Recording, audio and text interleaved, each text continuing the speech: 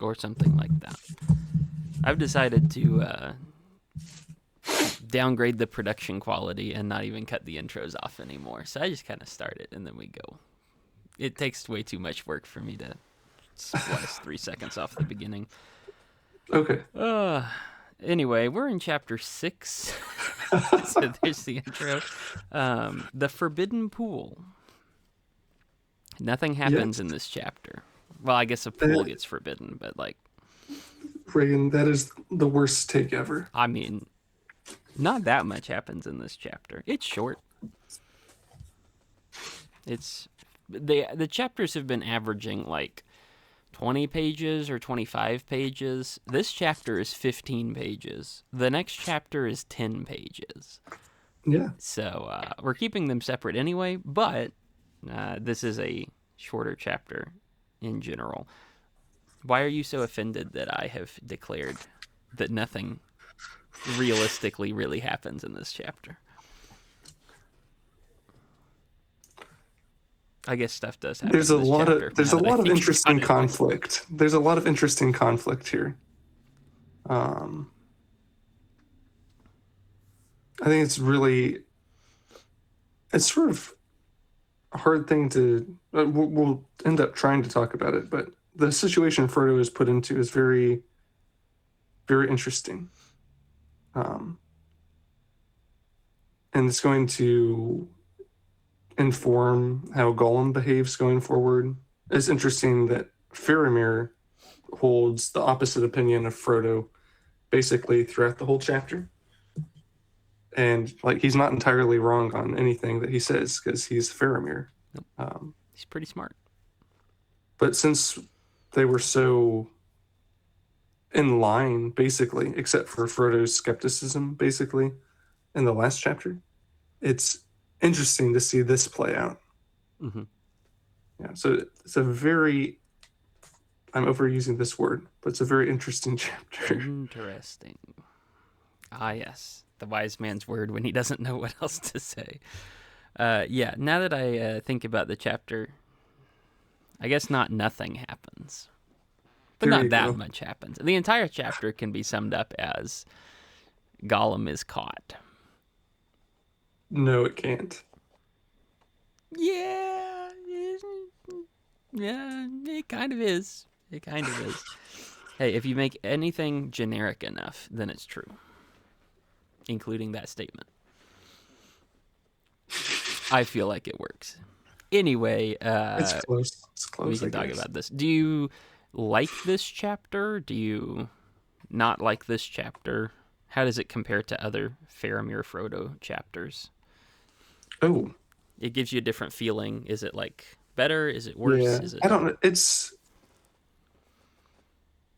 a necessary link in the chain of Faramir chapters. Um, I don't know. It's so different. It's very good.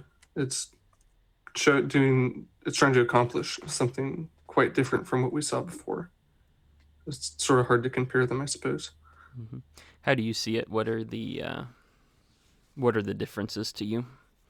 Because it's not just it's Faramir opposes Frodo, as in Frodo Mm-hmm. wants to ultimately save Gollum, and Faramir says that's probably not a good idea.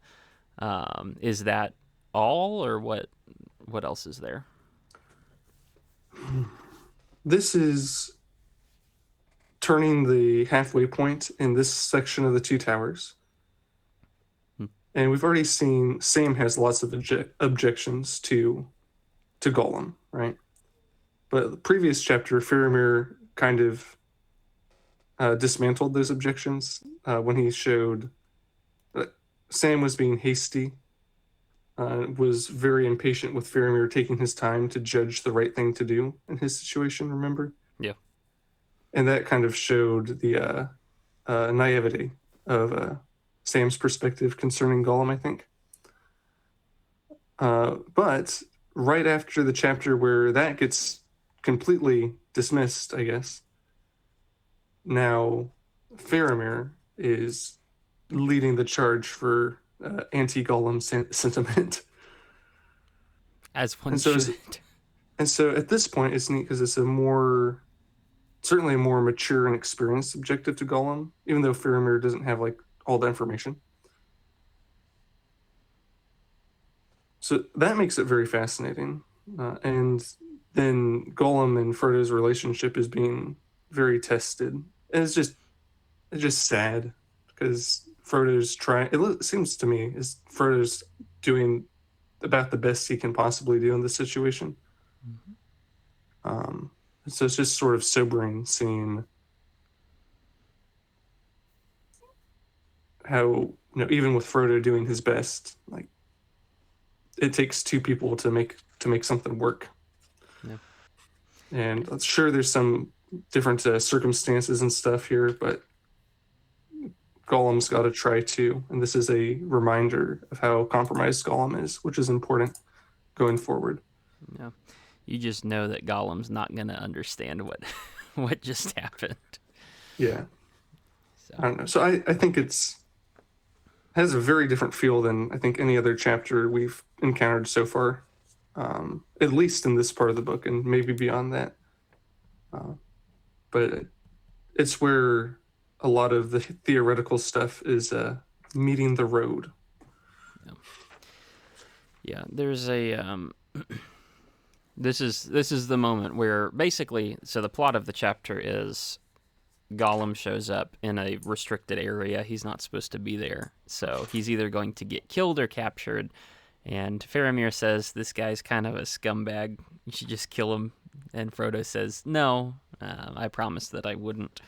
That's the basic conflict. Unfortunately, that still leads to Gollum getting captured. And so you Mm-hmm. have that conflict where Gollum is not dead, which is like objectively better, but at the same time, Frodo was the one who lured him to the trap, and so there's a danger there. Um, do we want to talk about adaptation of this scene before or after we talk about the We've chapter? usually done it before, but I'd be fine either way. Okay, we can go ahead and talk about it now. For this chapter, what you have is basically Frodo offers Gollum. Frodo calls Gollum to, come be faithful and pay attention to your promise and listen to me. And then that leads to Gollum getting captured, which means Gollum probably won't feel so positively towards Frodo, and we'll see a little bit of that in the next chapter as well. Yeah. And so you have that kind of idea. In the movie, this is used as the bridge through which Gollum then says something about the ring so that Faramir finds out about the ring. And it's because Frodo betrayed Gollum that Gollum betrays Frodo, and Frodo's secret is out to Faramir, and then Faramir gets to choose what to do with it. Gotcha. In I hadn't remembered that. Yeah, because they have the whole thing where they take Gollum, they throw him in a pit. Faramir starts quizzing him, and he gets to watch Gollum's like mental break as he Yeah. reverts back to the Gollum person. Um, and then it's the scene after that where he pulls the ring out and is like, "Ah, yes, the ring of power within my grasp," or whatever it is. Um, and so this they use this scene in the movie as the catalyst through which the ring is discovered, and then Faramir off puts a specific decision until Osgiliath, and then it all works out, which makes basically Gollum's betrayal, Frodo's betrayal of Gollum becomes Gollum's betrayal of Frodo becomes Frodo's difficulty, and the real hinge of the drama in the second part of the story. Whereas here in the book, we've already resolved that because Sam had a goof and said a little too much. And then Right. Gollum is betrayed by Frodo, but Gollum doesn't then betray Frodo immediately. Yeah. And There. there's, That's the key. Yeah. yeah, so there will be some stuff later on about that. Um, I don't know. I can go either way. I think it makes more sense to me to tie it in like the movies tie it in, and to make the Frodo Gollum relationship be the real hinge of every dynamic that's happening, rather than just have Sam say something and then say, "Oh well, whoops, there goes my big mouth again." Um, but I've also watched the movies a lot more than I've read the books, and so maybe Yeah. it's Yeah. part of that And feeling as well. I'm from the other side, obviously. As by the time we get to the end of this book, you'll see this is Gollum is already in a really bad place, right? But the way Gollum interprets what happens to him here is what really finalizes his plan to betray Frodo. Hmm. So it's more of a delayed payoff for the same kind of thing you're appreciating in the movie. Yeah. Fair enough. Well, I would argue the movie also has a delayed payoff because, Sure, just yeah, more of one here. That's what I mean. Yeah. yeah, Faramir doesn't.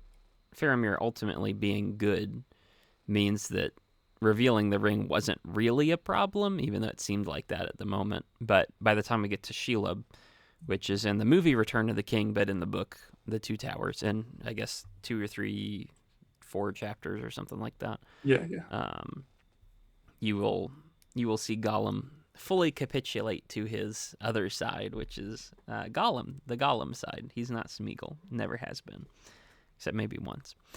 So, interesting difference in how they use that, and that's about all I have to say about it. Um, Hmm. let's see. Should we just walk through the chapter then and see Yeah, I what's think in so. here? Okay. So, firstly, Faramir wakes Frodo up early, which is rude. That's how the chapter begins.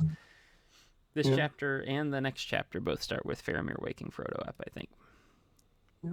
It's interesting. It shows Faramir's perceptiveness again, his wisdom. 'Cause, they Frodo and Sam didn't mention Gollum, Mm-hmm. but Faramir's like, I'm pretty sure this guy has something to do with them. Yeah. Yeah, well, he did have some of the reports of like there's a squirrel or something, a Mirkwood squirrel, which is very oddly specific, Yeah, following us, but we can't exactly pin it down, and so it makes sense to tie those two together. And he's already been aware that Frodo is not the most forthright with everything for good reason, and so he does have that suspicion. But Faramir basically says, "Hey, there's a thing going on. I need your advice on it. I know you're tied in with this somehow." They go to this nice waterfall, which ends in a very nice pool or something like that. And the pool has fish in it, and Gollum is there to eat the fish. yes. That's the plot point. Um, so, from what I understand, this is like a secret ranger base that they're in, Hmm. sort of, and the problem is the problem that the pool itself is off limits for everyone, or is it just like you have to be Gondorian to use it? Or I Well, it's a security measure, right? The reason they kill people who come to the pool is same reason they blindfolded Frodo and Sam when they brought them up this way. It's way too close for comfort to this hidden ranger base. okay, is that it? There's nothing. Yeah. Was there not something like special about the pool itself? No. Oh, No. well, fair enough, I guess. Gotta do what you gotta do. um, so there's a golem down in the pool, not supposed to be there. By rights and by law, he would be executed, but Faramir's already proving that he can sidestep the technical law to follow the more important law, I guess is what it amounts to. Yeah. So he gives Frodo the option. Like, should we shoot this thing, whatever this thing is? And you have a difference of opinion in Frodo and Sam, which I guess is better fully experienced through the difference of opinion in Frodo and Faramir. Um, Frodo says, "No, don't shoot him. He's made a promise. He's bound to me, or whatever it is."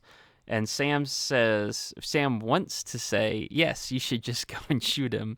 Doesn't, because he actually holds his tongue this time. But he would prefer that Gollum just be dead and dealt with. Yeah. Um, there's there's this question on like why Gollum is there, and I don't know that we get a real answer to it, No. because there's like a question on is he bound to the ring, and the answer is like yeah, but look, he's eating fish. Mhm. But like, is he not? Is it not because he's bound to the ring? I don't know. That's the answer I would go with. Sure, sure. Well, when you read through the chapter, I think it becomes apparent it was his hunger motivating him. Mm-hmm. No, you can never rule out the ring completely. There is a real connection between Frodo and Smeagol because of that. But as a not the most acute sense, like it took Gollum a very, very long time to start going toward this Shire. Mm-hmm. Um, you know, after Bilbo and all that to leave his caves. So I don't think he has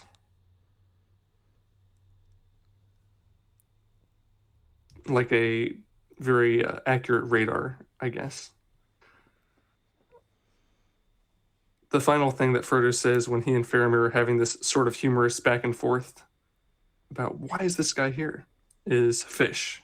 And I think this might be cheating a little bit. But when Tolkien ends with a character saying something like that, they're usually right.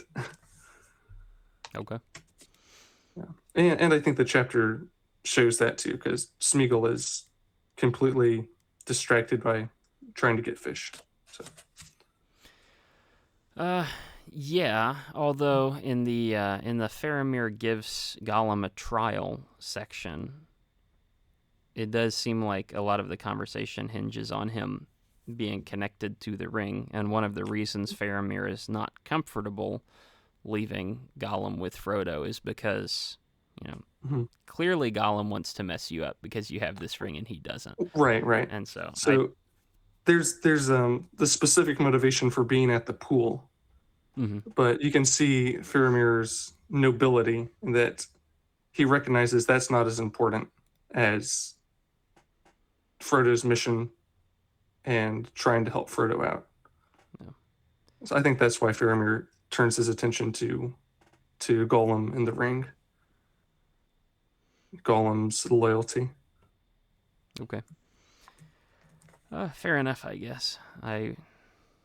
It seems like the ring is the real reason he's there, and the ring is the Yeah. reason he hasn't gone to a different area that he prefers, because it's clear that he doesn't like this area. But he has like a weird proximity sensor, at least a little bit. Well, if you zoom out, it's not even like a special magical sense, right? He knows Frodo and Sam are somewhere in this area, so he's gonna not wander off too far, you Yeah, know. So yeah, if you zoom out, he hasn't forgotten about the ring, right? Um, but in the very specific, I think Frodo is correct. distracted by the fish. Fish can Yeah. take you away from your addictive substances, is what we learn. That's the moral of the story. They're sort of existing at the same time. He's definitely still addicted to the ring. Yeah. Well, fish overrides it for a moment. Very cool. Uh, so conversation about should we spare this guy? Like, he's fish. He is not fish. He is eating fish. That's not good. That's illegal. You're not supposed to do that. Um, not from this pool anyway. And Frodo says we should leave him alive because that's what Gandalf did, and that's kind of what Gandalf would do in this situation. So he's appealing to not. It's not really even an appeal to Faramir's better nature so much as it is like, hey, there's this man you respected and you grew up with, and you listened to him, and he's never Yeah. led you wrong so far. So you should probably pay attention to him. Here's the real life example. And Frodo buys Gollum's freedom with that line of argumentation. Also, Gollum is their guide, so that's cool too. Yeah. Anything else from here? Faramir doesn't like the idea of letting Gollum live. No. It's just a very clearly constructed difference here between Frodo have there's no better way to say it, I think, than than faith that Gollum is bound up, because that's the way Gandalf described it, Mm-hmm. bound up with my errand. And Faramir, who is just coming onto the scene of this problem, is very reasonably skeptical of this.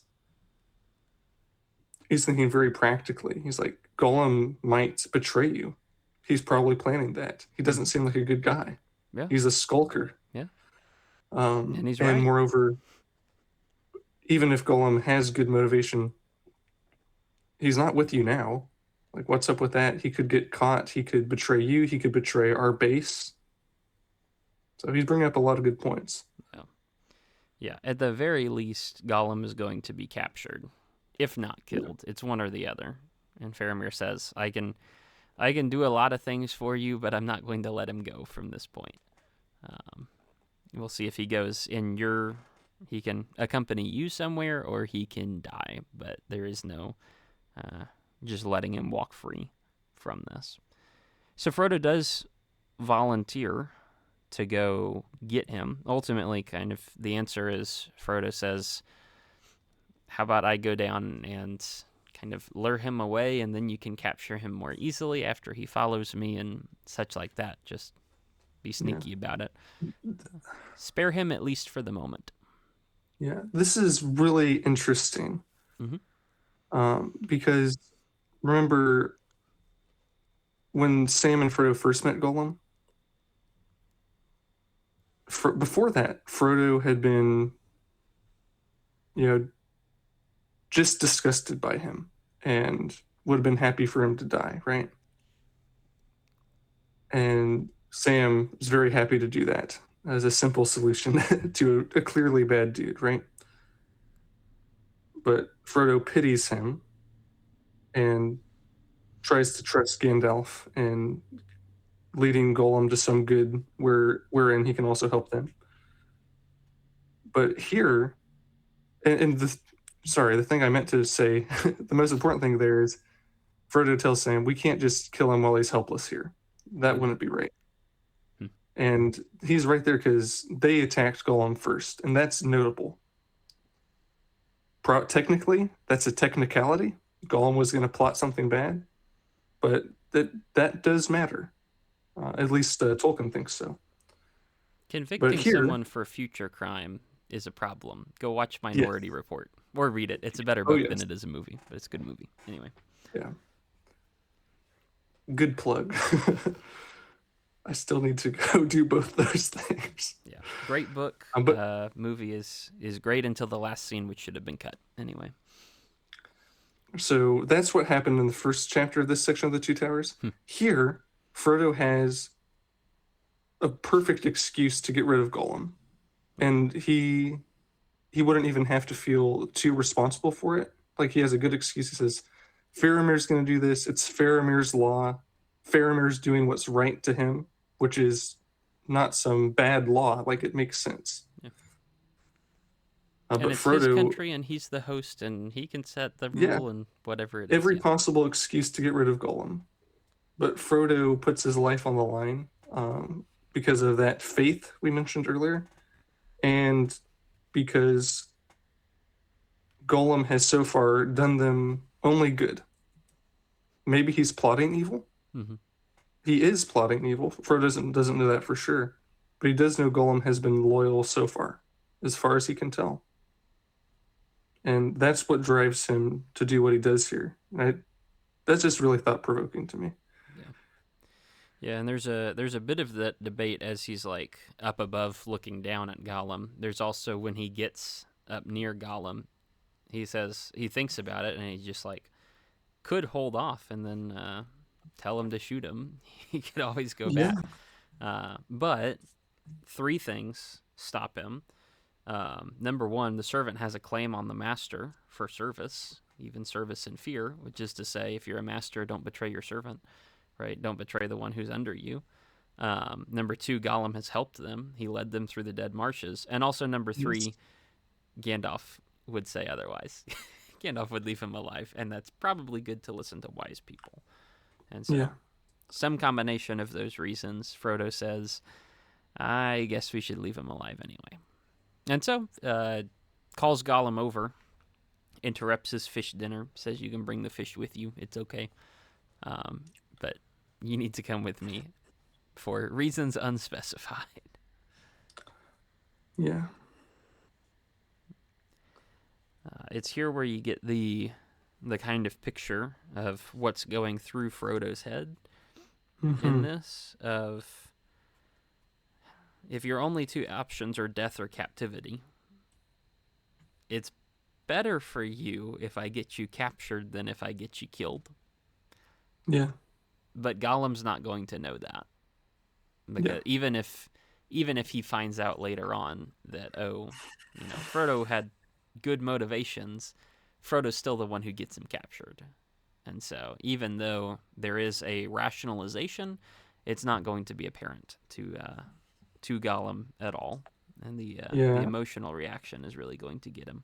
It's it's so interesting to me because we've seen Gollum plotting to do evil, and it's sort of ironic, I guess is the best word for it, that it's not for any of those blatant evils or even him speaking something or speaking aloud and being overheard those plans, which would probably be enough to imprison him. Yeah. Um, it's just some random law he didn't know that puts him in this situation. And it's sort of heartbreaking seeing Frodo bend over backwards to do as much as he can, and this be one of the main things that breaks Gollum's trust. And like it's also Gollum's just so messed up, but this evil guy takes it so personally when someone else betrays him. You know, I don't know. There's just a lot of little facets to these interactions. Well, often it's easy to see how messed up other people are while doing exactly the same thing yourself, which is the uh, the classic human playbook. If Gollum is feels betrayed while he's actively plotting to get Frodo and Sam killed. Yeah. Well, I mean, scribes and Pharisees have been doing that for years and years, is saying one thing and doing the other, and all sorts of different double crossing. Mhm. Not unusual, unfortunately. Yeah. So Gollum is taken before Faramir, and he's basically put on trial. And from the opening moments, Faramir is a pretty adept guy, and he can tell Gollum's just really messed up and is not really fit to stand trial, I guess. Gollum's kind of gibbering and not really able to speak up or defend himself. There's enough there that he gets himself spared, but not enough there that it is good or legible or anything worthwhile, really. Yeah. Yep. That's right. Anything else in that trial?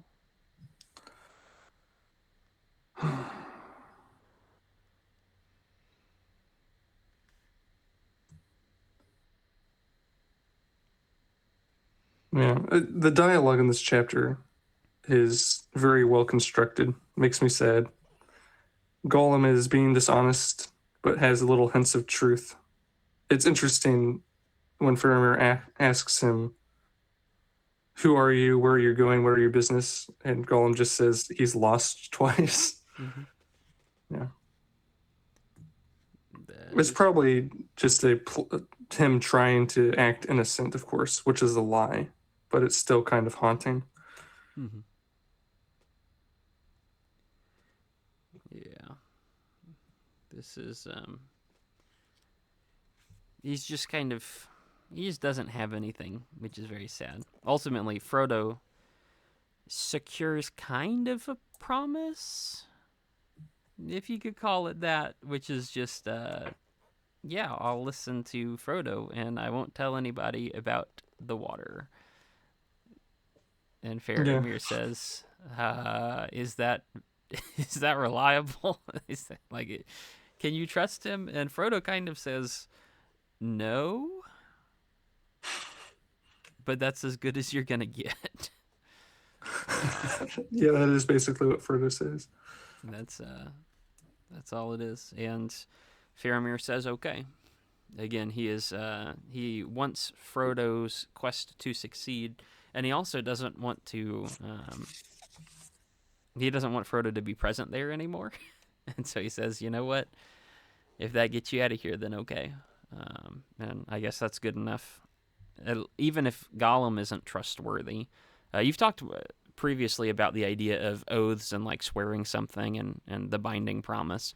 Even if Gollum doesn't have a good binding promise, Frodo has bound himself by his promise. Yes. And so Yeah, Faramir can trust Frodo to be faithful to his word, and if Gollum violates his word, Frodo will deal with that presumably. And so that's right. there's some measure of trust, even though it's in an ultimately untrustworthy individual. I like kind of on that note. I really like Faramir's oath uh, that he pledges himself to and lays on Gollum. Says, "You're safe. I'm giving Frodo and Sam free reign Hmm. through Gondor for a year, and they're safe. They're protected. They're seen as worthy by Gondor because I say so. But you're not. You're safe when you're with him. Hmm. But if I see you again and you're not with him, I will kill you." Yeah, Which is this very fitting. totally reasonable. Well, it locks Gollum into actually obeying his promise because Yeah, Gollum, who may and well that's not. got to be part of Faramir's motivation as well. Mm-hmm. He's a smart guy. I like him. He He's is. pretty cool. Yeah. I would guess so. Faramir, like by right of law, gives Frodo the right to travel for a year and a day in Gondor. Isn't the rule in Gondor, the law in Gondor is you're supposed to be taken to the steward. Yes.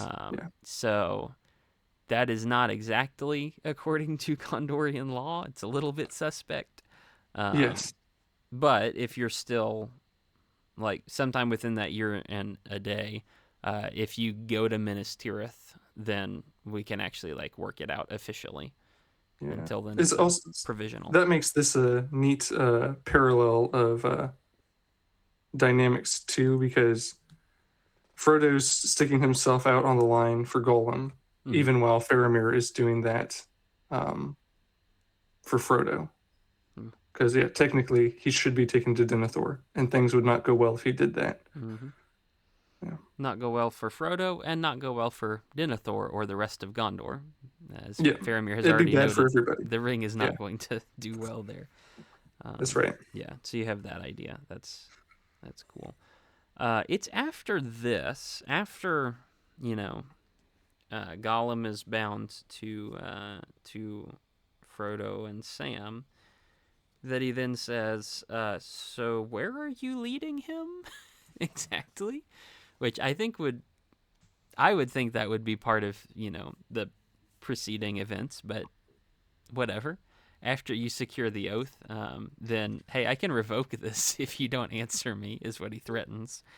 Yeah, fair enough. And and then Frodo answers for Gollum instead because Gollum won't answer, and Gollum clarifies some things after that. This is, from what I gather, not a good place he's taking them to. No. It is so. Frodo calls it Minas Ithil. That would be the Gondorian term. Is that the original Yes. Gondorian fortress? Yeah. Right after Frodo says Minas Ithil, Faramir says Minas Morgul. Yeah, Yeah. because his people have lost that fortress, and he's very certain that that is not ours anymore. Yes. Yeah. So is Minas Morgul, I guess, is probably presumably still Gondorian. Minas is Gondorian something or other. Yeah. And they just replaced the name with something bad instead of something good. Yeah. Changes from the Tower of the Moon to the Tower of Sorcery. Mm. Sorcery is suspect. Interesting. Yeah. Why sorcery? Yeah. That's where the Nazgul usually stay. Do they do sorcery? Oh yeah. Oh, okay. Have we seen that Yeah. before? Well, that's It why their boss is called the Witch King. You know. hmm, that that could make sense. I've never really thought about that before.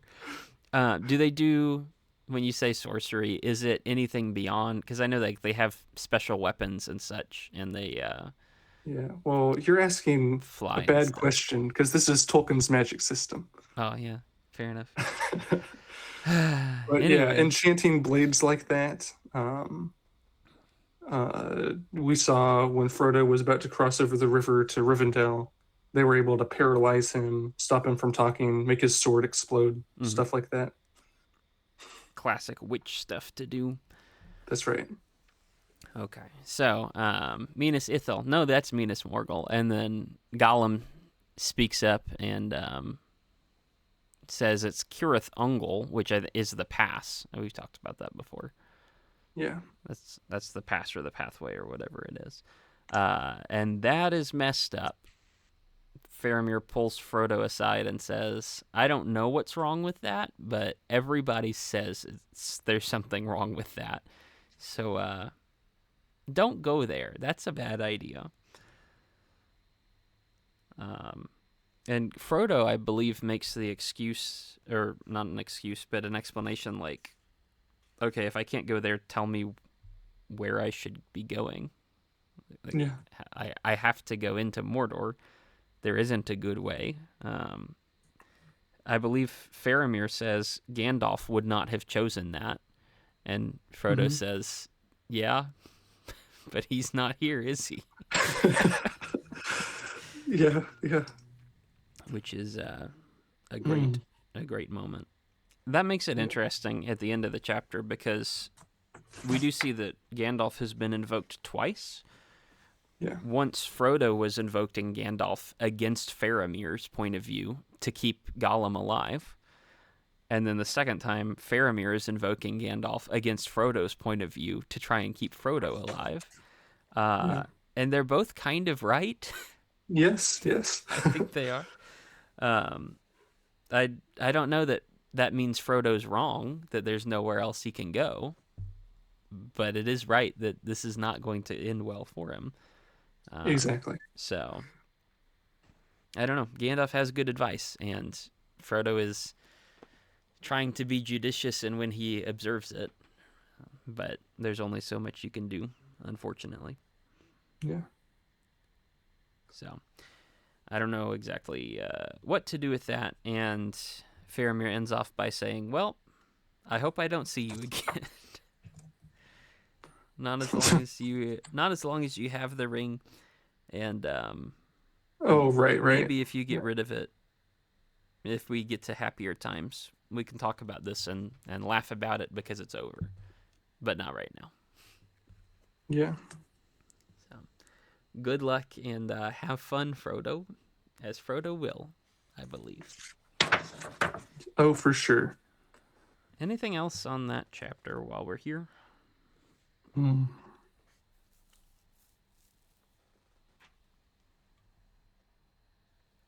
It's an interesting chapter. Mm-hmm. It's very. I like Tolkien does a very good job showing Frodo and Faramir and having them be consistent. Mm-hmm. Um, both men have sworn oaths, trying to fulfill them, trying to help each other, but they don't quite agree. Yeah. And it almost makes we know Frodo struggles to be brave, so that makes what he's doing very impressive here. Yeah. He's sticking to his guns, which turns out to be good. And Faramir has more power and authority here, and he chooses to acquiesce to Frodo. And since he has an easier excuse to abuse power, that makes him very impressive here too. Mm-hmm. He has every excuse to do so many things, and he does none of them. And Frodo has every excuse to not do things, and he commits to doing it. Mm-hmm. I think that's interesting. Yeah. It's good to see where they both end up. It turns out when you have a story where people are consistent and they're both good, and that they're both good with slightly different perspectives, and it Yeah, means that they end up in conflict, they can work that out, which is Yeah, comforting to see. And they can both be right. And that's also that's right. comforting to see. Um, there isn't Tolkien doesn't try to undermine anybody's point of view. I think they're both totally correct in what they say. We're just at a point where it's difficult to do anything that is going to be absolutely like flawless and go so well for you in every way. That's right. Yeah. That's where the conflict is. Then I think we will probably leave this one there. Yeah. I take it back. There's not nothing that happens in this chapter. There's nothing that happens in the next chapter. Yeah. Yeah. And that's For where sure. we'll For sure. that's where we'll leave that one. Okay, bye.